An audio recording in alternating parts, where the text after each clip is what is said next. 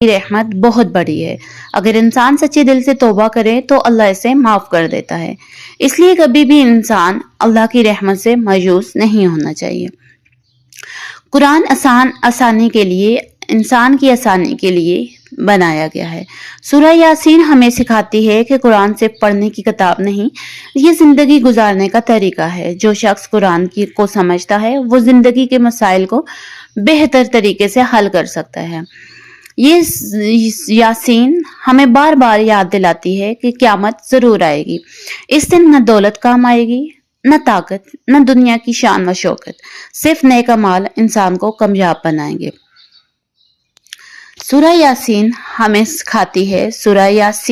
सिखाती है अल्लाह पर ईमान रखो, शुक्र गुजार बना, सच्चाई का रास्ता इख्तियार करो और हमेशा से आखिरत की तैयारी करके रखो, ताकि जब भी क़यामत का वक्त आए तो आपको ये ना कहना पड़े कि या अल्लाह हमें कुछ और वक्त मिल जाता तो हम ये भी कर लेते।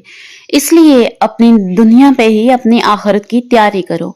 खुद से एक सवाल पूछो कि क्या अगर आज आपको मौत आ जाए तो आप आखिरत के लिए तैयार हो? क्या आपके अमाल ऐसे हैं कि आप अल्लाह के सामने सर उठा के खड़े हो सको? क्या आपके अमाल ऐसे हैं कि आपको पछतावा ना हो कि कुछ वक्त दुनिया पे और मिल जाता तो मैं ये भी कर लेता, मैं ऐसा भी कर लेता?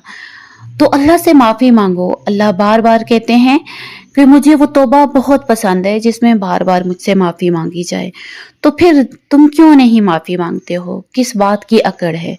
ये दुनिया की अकड़ सब ख़त्म हो जाती है। बस जब मौत आती है तो 2 गज ज़मीन का टुकड़ा नसीब होता है।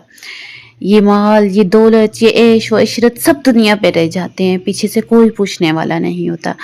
वहाँ पे तुमने अकेला जाना है, सिर्फ तुमसे सवाल किया जाएगा कि क्या तुमने नमाज पढ़ी, क्या तुमने वो हकूक़ अदा किए जो एक इंसान को अदा करने चाहिए थे। तो इसलिए आज से अल्लाह से माफ़ी मांगो और उस रास्ते पे चलो जिसका अल्लाह ने हुक्म दिया है। अगर आप चाहते हैं कि ऐसी मज़ीद इस्लामी